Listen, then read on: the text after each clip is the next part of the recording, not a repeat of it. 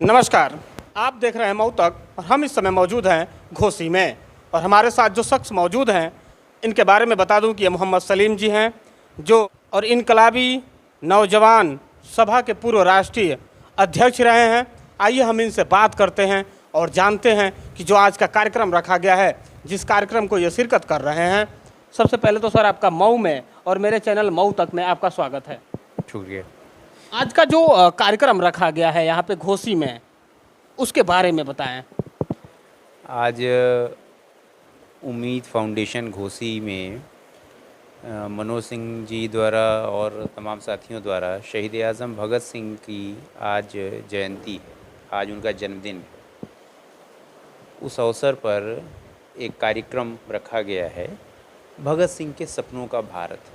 भगत सिंह के सपने क्या थे इस भारत को लेकर, भगत सिंह कैसा भारत बनाना चाहते थे, तो उस सवाल पर एक विचार गोष्ठी रखी गई है, कार्यक्रम रखा गया है। इसमें विचार मंथन होगा, तमाम लोग आएंगे और क्या वास्तव में आज जो देश के हालात हैं, तो क्या भगत सिंह कोई ऐसा ही देश बनाना चाहते थे? भगत सिंह निश्चित तौर पे इस देश को नहीं बनाना चाहते थे। और अगर आज भगत सिंह होते या आज के हालात में भगत सिंह हों, तो इस निज़ाम, इस दौर की राजनीतिक हालात और इन सरकारों के ख़िलाफ़ वो वैसा ही अनथक संघर्ष चलाते जैसे उन्होंने ब्रिटिश साम्राज्यवाद के ख़िलाफ़ चलाया था। और इसमें कोई समझौता वो इन सरकारों से या इस व्यवस्था से नहीं कर सकते थे।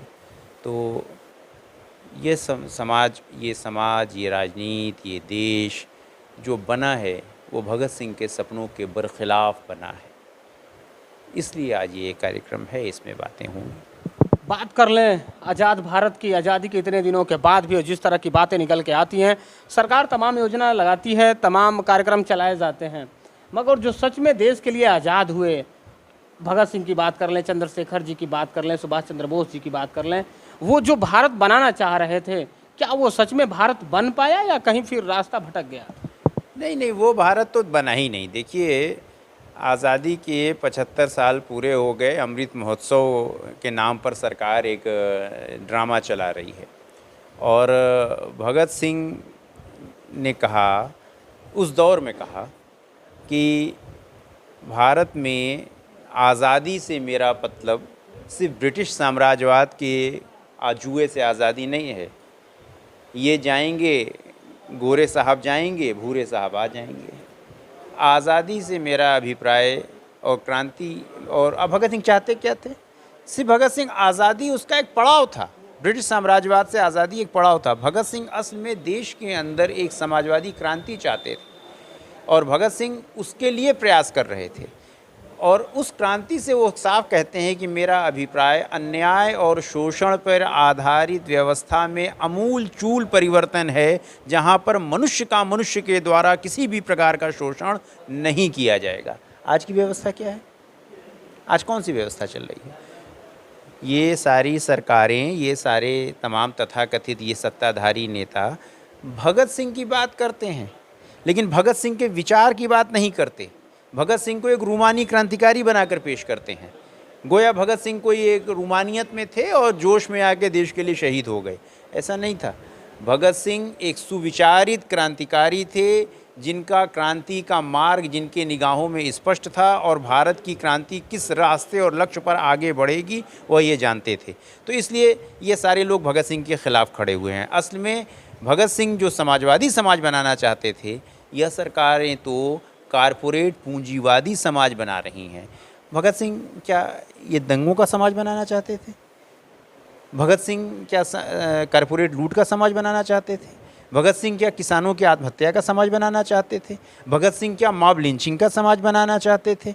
भगत सिंह क्या राजनीतिक कार्यकर्ताओं को बिना बात के सरकार का विरोध करने के नाम पर जेलों में डाल देने और फिर उनको जेलों में ही ठंडे दिमाग से मार देने का समाज बनाना चाहते थे? यह जो सरकारें समाज बना रही हैं, मैं आपसे पहली बात मैंने कही कि अगर आज भगत सिंह होते तो इन सरकारों के खिलाफ उतनी ही तीव्रता से के साथ संघर्ष का ऐलान करते जितना उन्होंने ब्रिटिश साम्राज्यवाद के खिलाफ किया था। हम दुनिया पर शासन करने के लिए पैदा हुए हैं, आरएसएस भी वही कहता है।